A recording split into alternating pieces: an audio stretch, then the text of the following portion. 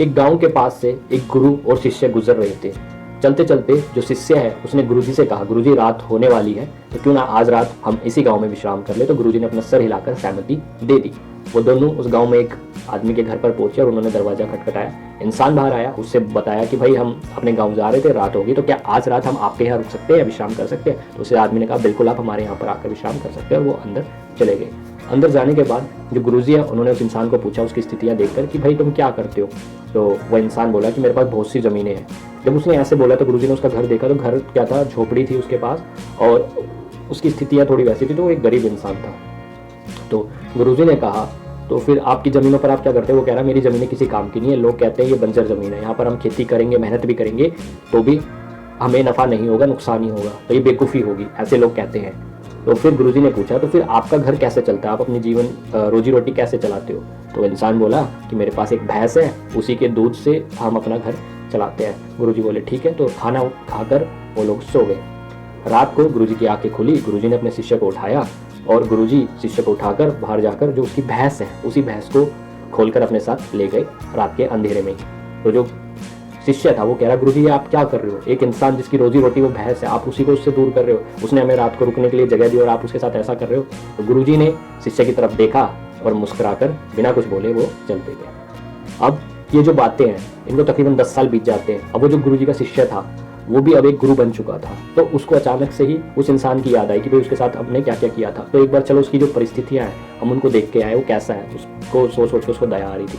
तो वो उस गांव की तरफ जाता है। तो जब गांव में जाता है तो वो चौक जाता है जहाँ पर उन्होंने झोपड़ा देखा था, वहाँ पर आज एक आलिशान महल बना हुआ है, घर बना हुआ है आलिशान। और उस घर के बाहर उसने देखा बहुत अच्छी खेती बाड़ी हो रखी है। तो जैसे उस घर की तरफ गया तो उस घर से एक इंसान बाहर निकला। तो जैसे वो इंसान बाहर निकला जो उसका मालिक था, उसको देखकर वो शिष्य बोला आपने मुझे पहचाना, क्योंकि वो तो उसको पहचान गया था कौन है।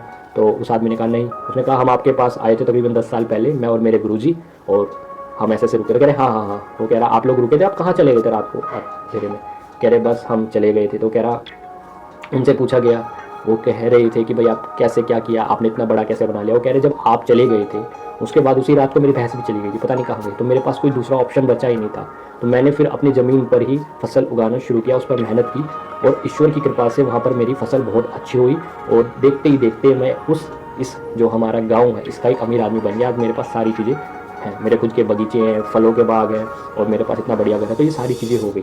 तो जो शिष्य था उसकी आंखों से पानी बहने लगा, आंसू आ गए, और मन ही मन अपने गुरुजी को वो जो उस टाइम गलत बोल रहा था आज उसके प्रति उसका जो सम्मान है वो ज़्यादा बढ़ गया। और वो सोच रहा था कि मेरे गुरुजी ने अगर उस दिन इसकी भैंस को नहीं लेकर जाते तो जो आज इसको मिला है वो शायद इसको कभी भी नहीं मिलता।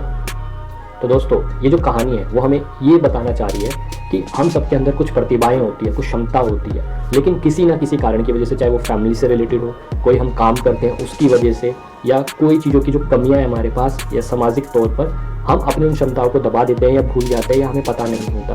और वो क्षमताओं की वजह से हम वो काम करे जाते हैं या बहुत सारे कामों को ऐसा छोड़ देते हैं जो हम कर सकते हैं और हमसे बेहतर शायद दुनिया में कोई ना कर पाए, और हम अपने आप को बहुत आगे ले जा सकते हैं। लेकिन क्योंकि हम उन चीज़ों को नहीं खोज पाते या उन पर काम नहीं कर पाते, इसलिए वो चीज़ें हमारी अंदर के अंदर ही रह जाती है। तो कहानी हमें ये सिखाना चाहती है कि आपके अंदर टैलेंट तो बहुत है, बस उसको बाहर निकालो। तो ये ज़रूर ध्यान दो कि क्या पता आपके पास भी कोई ऐसी ही भैंस हो जो आपको आपके जीवन में बढ़ने नहीं दे रही है। अगर आपको ऐसी कोई आपके जीवन में चीज़ है जो आपको रोक रही है अपने लक्ष्यों की तरफ बढ़ने में, तो उसको अपने से आज ही दूर करिए और अपने जो लक्ष्य है उनकी तरफ कदम ज़रूर बढ़ाए, बिना ये सोचे, बिना ये समझे कि कैसे आप कर सकते हो। क्योंकि जब आप करना शुरू करोगे तो चीज़ें होना तो शुरू हो ही जाएंगी। तो कहानी का सार यही है कि अपनी क्षमताओं को बढ़ाओ, उन पर काम करो। लोग क्या कहते हैं, दोस्त क्या कहते हैं, इनको भूलकर आप खुद क्या कहते हो और खुद क्या करते हो इस पर ध्यान लगाओ। तो दोस्तों ये कहानी थी, इसने बहुत अच्छी चीज़ें हमें सिखाई। तो ऐसी ही कहानी हम अपने चैनल पर लेकर आते हैं, तो आप इस चैनल पर जुड़ सकते हैं, अपने दोस्तों के साथ शेयर कर सकते हैं। नेक्स्ट और एक अच्छी वीडियो के साथ हम फिर मिलते हैं।